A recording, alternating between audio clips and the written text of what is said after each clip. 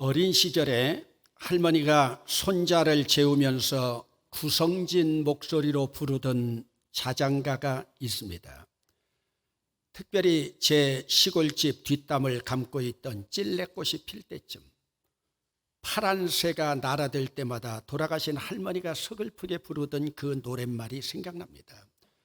새야 새야 파랑새야 녹두밭에 앉지 마라. 녹두꽃이 떨어지면 청포장수 울고 간다. 새야 새야 파랑새야 녹두밭에 앉은 새야 녹두꽃이 떨어지면 부직갱이 매만난다. 이 노래는 체구가 하도 작아서 녹두라고 하는 별명으로 동학 농민군의 대장이 되었던 녹두장군 전봉준의 죽음을 서러워하던 이 땅의 민초들이 한풀이로 부르던 노래입니다. 전봉준이 동학혁명을 주도하다 일본군과 관군에게 잡혀서 처형을 당하자 호남 지방의 가녀린 여인들이 애조뛴 이 노래가 전국의 민초들에게 퍼져서 큰 소리로 부르지도 못하고 어린 것들 잠재우면서 자장가로 불렀던 한설인 노래입니다. 1892년 전라도 고부군수로 부임해온 조병갑, 그는 영의정 조두순의 조카였습니다. 그는 우리나라 탐관오리의 전형적인 인물이었습니다. 그는 가난한 농민들을 동원해서 만석보를 쌓고 동원된 농민들과의 약속을 어기고 첫 해부터 물세를 징수했습니다. 그리고 자신의 모친상에 부조금 2,000냥을 거둬들이지 못했다는 이유로 전봉준 아버지를 곤장형을 가하여 때리다가 죽게 만들었습니다. 그는 농민들에게 면세를 약속하고 황무지 개간을 허가하고도 추수기에 강제로 세금을 거둬들이고 착복하는 철면피였습니다. 그리고 먹고 살만한 분홍들은 데려다가 효하지 못했다, 음행을 저질렀다, 잡기에 취미가 있다는 죄명으로 보석금을 물게 해서 그 재물까지도 탈취해서 백성들의 원성이 하늘을 찔렀습니다. 이에 전봉준을 비롯한 농민들이 농기구를 들고 동학군으로 봉기하게 됩니다. 동학혁명으로 민중들이 봉기하자 조병갑은 전주로 도망가고 이 문제를 해결하기 위해서 파견된 안핵사 이용태도 똑같은 탐관 오리가 되어서 그 책임을 동학군에게 다 전가하고 동학군을 살해하는 모습까지 보이게 되었습니다. 여기에 분격한 민초들이 늘어나서 만여 명에 달하면서 파죽지세로 전라도를 다 뒤흔들었습니다.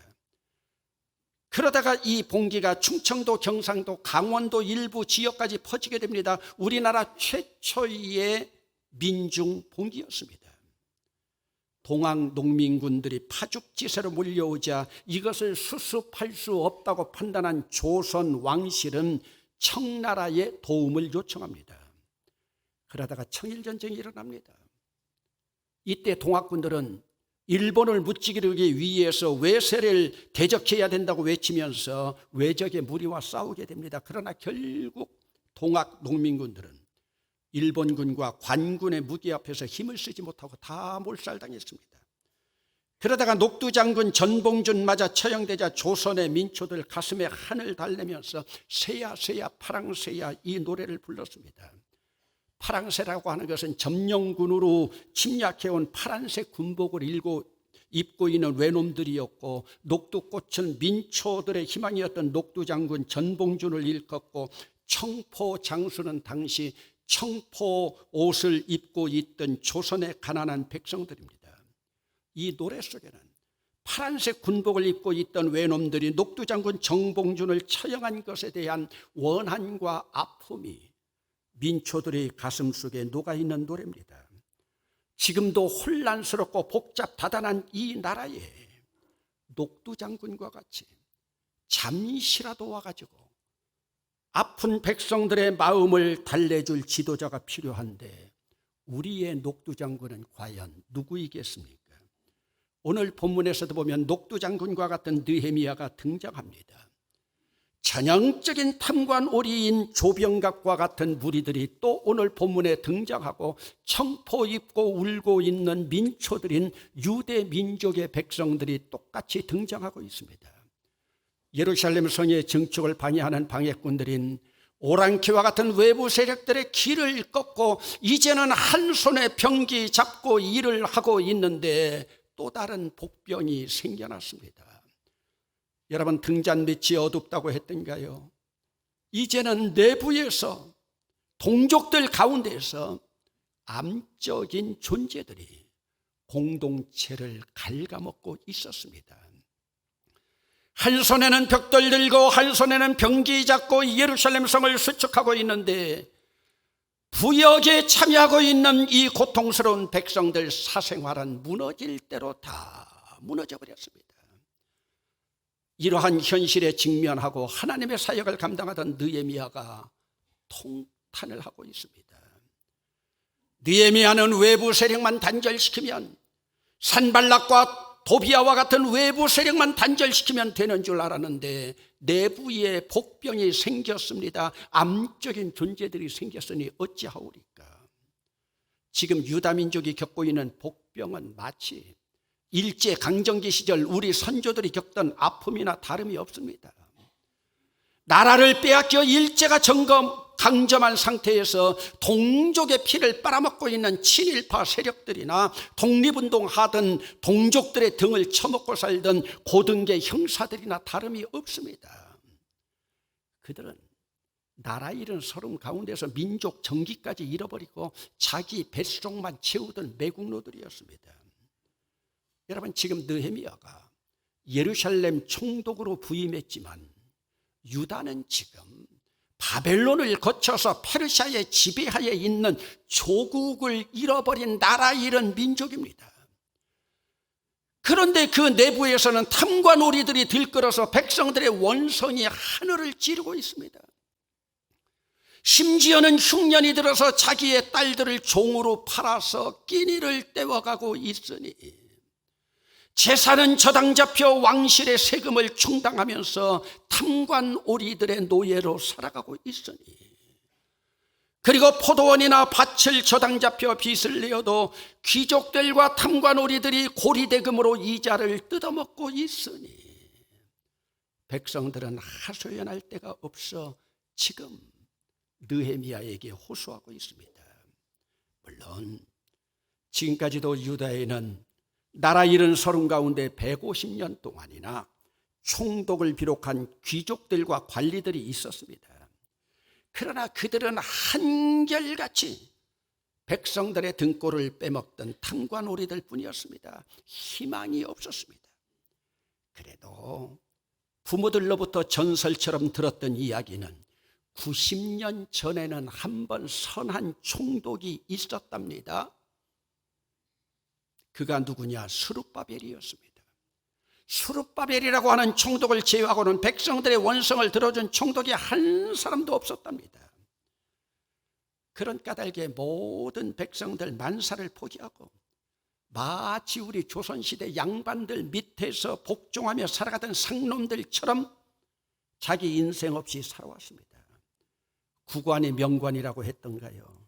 새 총독이나 관리들이 부임하면 새로운 시대가 올 것이라고 생각하며 희망을 가졌지만 관리라고 하는 자들 모두가 그나물이나 다름이 없었습니다.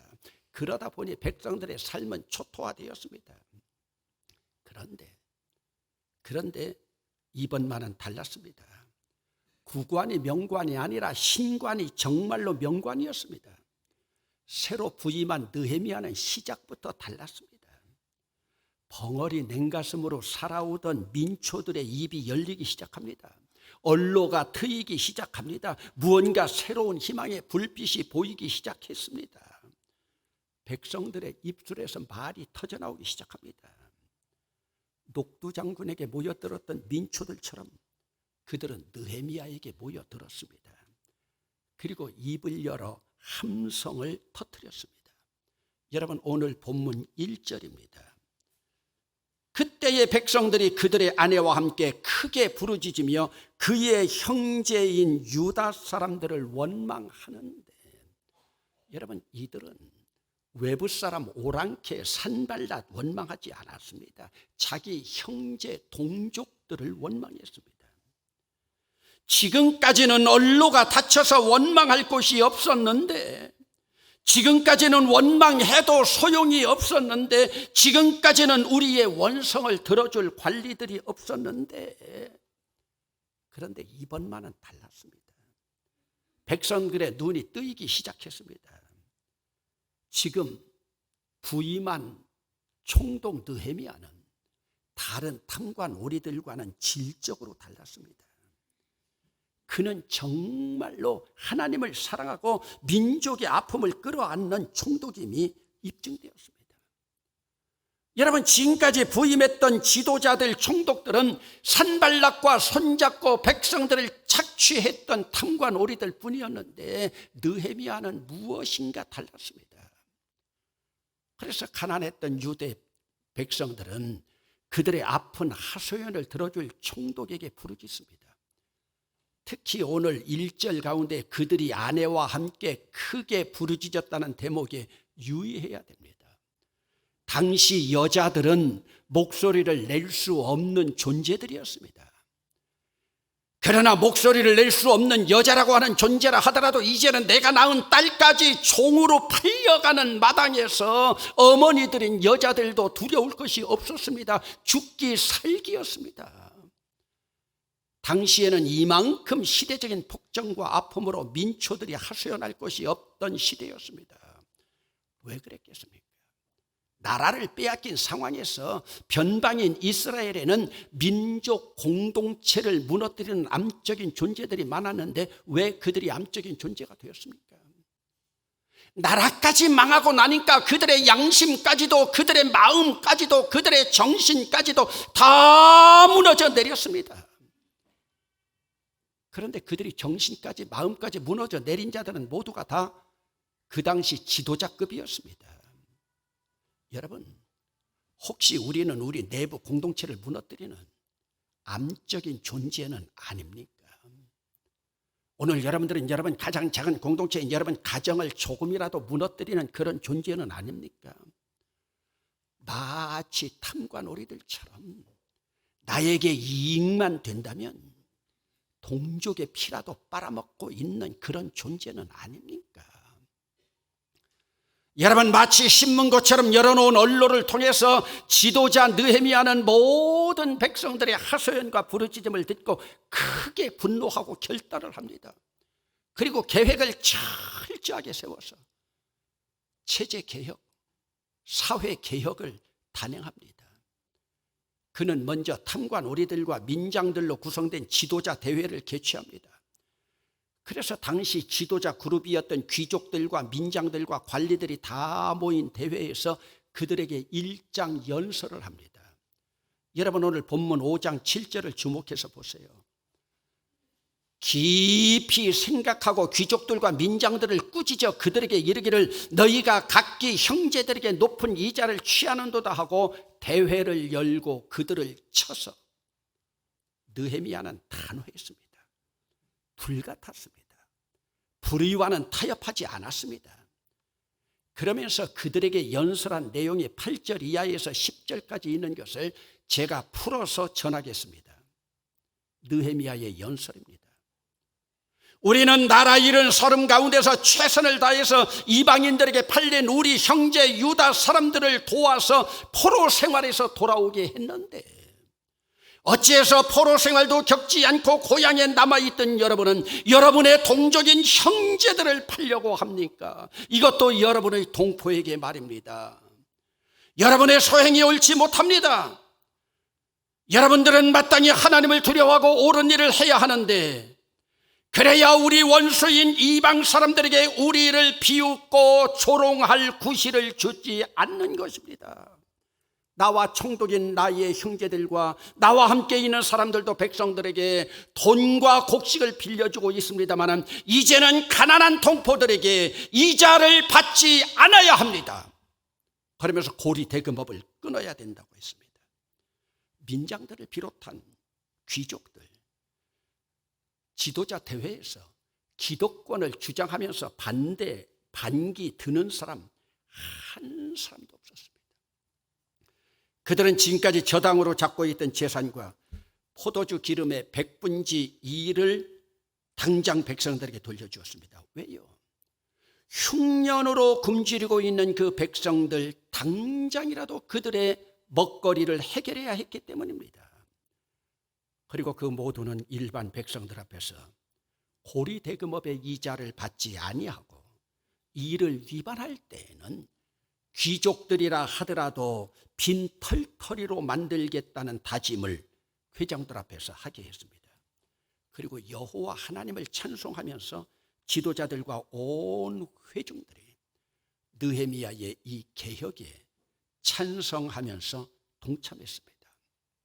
여러분, 그러면 왜 당시 지도자들은 나라를 빼앗긴 절망의 상황 가운데서도 자기의 동족의 피를 빨아먹고 자기들의 배에만 배불리게 했겠습니까? 그래도 그 당시 귀족들이고 민장들이라면 나름대로 떵떵거리며 살 수 있는 지위에 있는 사람들입니다. 그리고 그들이 고리 대금업이라도 할 정도면 금전적으로 먹이 사슬의 가장 우위에 있던 사람들입니다. 어떻게 먹이 사슬의 위에 있다고 먹이 사슬의 하위에 있는 자기 이웃의 딸들을 종으로 팔고 살 수가 있겠습니까? 나라가 망하니까요. 정신까지도 마음까지도 양심까지도 무너져 내렸습니다. 그러면 그들에게는 딸들이 없었을까요? 내 딸은 귀하고 가난한 자들의 딸들은 동족임에도 팔려가면 됩니까? 세상에서 제일 더럽고 추한 사람이 가진 것 조금 있고 배운 것 조금 있다고 갑질하는 사람들입니다. 여러분, 지금 이 지도자들은 돈과 지위와 권력은 있었을지 모르지만 정신과 마음까지 무너져 내렸기 때문에 그들은 공동체의 암적인 존재가 되었습니다. 그러면서 동족들 아픔의 감정에 공감하지 못하는 참으로 정서적으로 미숙한 사람들이었습니다. 여러분, 많이 배웠다고 정서적으로 성숙한 사람입니까? 아닙니다. 박사급 교수들이 자기 딸과 같은 제자들 성폭행하고 있는 현실을 보세요.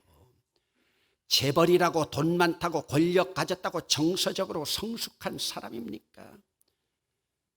자기 똑똑하다고 잘 나가던 국회의원들 뇌물죄로 국회의원 빼앗기는 거 보세요. 우리 가까운 청도 국회의원 어제 국회의원 배지 반납해야 됐습니다. 우리 눈에 보이는 이것들 다 빙상의 일각입니다. 적폐청산이라고 하는 명목으로 정권의 하수인으로 전락한 검찰의 칼날에 자기의 목숨을 잃어버린 예수 잘 믿는 이재수 기무 사령관을 비롯하여 지금 이 정권에서 죽은 지도자들이 얼마나 많습니까? 오늘 본문 이야기는 지금으로부터 2500년 전의 일이지만 지금도 이 땅에는 가난한 백성들만이 아니라 같은 동족들 가운데서도 자기 편이 아닌 자들을 적폐로 몰아서 권력의 하수인인 검찰이 칼에 휘둘리고 있습니다. 중소기업이 죽겠다고 아우성치고 있습니다. 청년 실업자들이 절망 가운데 울고 있습니다. 그러나 그들의 권익을 위한다고 하는 민주노총이 법 위에서 군림하면서 정권의 지지를 지금 받고 있습니다. 이것이 지금 이 땅의 정의입니다. 내일 모레면 71번째 제헌절을 맞이하면서 준법 정신을 헌법 만들어가지고 이 땅의 헌법 통치 민주공화 이념을 실현하겠다고 하는 이 땅의 정의입니다. 여러분, 권력과 정권은 영원한 것이 아닙니다. 우리 눈으로 보지 않았습니까? 우리와 북한이 다른 것이 무엇입니까? 백성들 아우성 치고 있는데 아우성에 귀 막고 준법 통치에 귀를 막고 있는 옹고집의 영도자들은 똑같습니다. 그러면 여러분, 오늘 우리가 어떻게 살아야 됩니까? 아픔을 겪고 있는 이웃의 아픔에 공감하면서 예수 믿는 사람이라면 그들에게 정서적으로 다가가서 성숙한 모습을 보여야 합니다. 여러분, 흉년으로 지금 양식이 없어서 딸까지 종으로 보내고 팔아야 하는 그 이웃들, 과다한 세금을 지불하기 위해서 땅을 저당 잡지고 있는 사람들, 고리 대금업자들에게 시달리고 있는 가난한 이웃들의 아픔을 내 아픔으로 끌어안고 공감만이라도, 그리고 그들을 지지해 줘야 합니다. 여러분, 오늘 우리가 그들에게 물질적인 도움을 직접 주지 못한다고 해도 그들의 아픔에 공감하는 마음만은 가져야 합니다. 당시 귀족들이나 민장들은요, 자기 동족들을 착취와 돈벌이의 대상으로 보았습니다. 여러분, 지금도 그렇습니다. 돈만 준다면 사람을 죽이고요, 청부업을 감당합니다. 그들은 동족의 아픔과 눈물에 귀 기울이지 않습니다. 자기 호주머니만 채우면 모든 것들까지 할 수 있는 사람들입니다. 여러분, 지금도 이 땅에 탐관오리들이 많이 있습니다. 갑질하고 있는 자들이 많이 있습니다. 그러면 여러분, 왜 우리는 이웃의 아픔을 향한 공감으로 나가야 합니까? 여러분, 예수 그리스도의 십자가가 고통당하고 눌리고 아픈 자들을 그들과 함께 공감하는 표대이기 때문입니다. 예수 그리스도는 이 세상의 모든 우는 자들, 아픈 자들, 눌린 자들, 고통당하는 자들과 공감하기 위해서 오셨습니다. 그렇다고 여러분, 예수님이 이 땅의 모든 자들을 공감하기 위해서 오셨다고 착각하지 마세요. 예수님은 가난한 자들을, 착취하는 자들이나 고리대금업자들이나 권력을 휘두르는 자들과 공감하기 위해서는 오시지 않았습니다. 예수 그리스도는 눌린 자들을 위해서 공감했지만 권력이나 금권을 휘두르고 있는 탐관오리들이나 권력자들에게는 가차없이 채찍을 휘두르고 상을 엎으면서 개혁을 단행하셨습니다. 예수님은 직접 폭력적인 독재자 헤롯 왕을 향해서 간사하고 교활한 여우새끼라고 말씀하셨습니다. 거짓 종교인들을 향해서 뱀들아 독사의 새끼들이라고 예수님이 직접 말씀하셨습니다. 그러면 오늘 여러분들은 얼만큼 정의를 향하여 여러분들이 날가려고 발버둥치고 있고 여러분들이 불의를 피하려고 하고 있습니까? 그러면 여러분, 느헤미야는 어떻게 이런 획기적인 개혁을 단행해서 공동체를 하나로 만들 수 있었겠습니까? 그에게는 민족의 아픔을 끌어안는 헌신적이고 특별히 솔선수범하는 리더십이 있었습니다. 그는 다른 총독과 다르게 유다 총독으로 있는 12년 동안 일체의 녹을 받지 않았습니다. 느헤미야는 12년 동안 봉급 하나 받지 않았습니다. 자기 돈으로 부동산을 사서 투기하지도 않았습니다. 그렇다고 느헤미야의 형제들이나 인척들이 그의 봉급을 탐하지도 않았습니다. 왜 그랬겠습니까? 그는 하나님을 두려워하는 지도자였기 때문입니다. 그리고 함께 건설하는 그 백성들, 그들이 예루살렘 성을 향하여 나온 그 부역이 얼마나 귀한 것인가를 깨달았기 때문입니다. 여러분, 우리는 언제 이런 지도자를 세울 수 있겠습니까? 그러면 여러분, 우리는 어떻게 살아야 됩니까? 오늘 우리는 나라와 민족이나 국가까지 이르지 못한다고 해도 우리 대봉교회 공동체만이라도 서로 아픔을 공유하고 공감하면서 보듬고 나가야 됩니다. 예수 믿는 공동체가 무엇입니까? 십자가 헌신이 무엇입니까? 이제 더 이상 오늘 우리 이 땅에서 녹두장군 기다리지 말고 나 한 사람 한 사람이 작은 동그란 녹두가 되어서 우리 녹두장군 되시는 예수 그리스도를 큰 장군으로 모시며 살아갈 수 있기를 바랍니다. 그러면 이 땅에도 녹두꽃이 떨어지면 청포장수 울고 간다고 하든, 그러기에 우리는 우리 공동체 안에서만이라도 울고 갈 청포장수가 나 때문에 생겨서는 되지 않습니다. 내가 또 울고 가는 청포장수가 되어서는 되지 않습니다. 그러기 위해서는 공동체를 조금이라도 무너뜨리는 암적인 존재가 되지 말고, 부정적인 말을 쓰면서 암적인 존재가 되지 말고, 다른 사람들을 모아서 파당 지으면서 암적인 존재가 되지 말고 공동체를 세워가야 됩니다. 그리고 우리 모두 작은 녹두가 되어서 공동체를 세워나가는 모습으로 예루살렘 성을 증축하는 것처럼 70주년 기념관을 세워가면서 우리 한 사람 한 사람이 새롭게 공동체를 세워갈 수 있기를 주의 이름으로 축원합니다.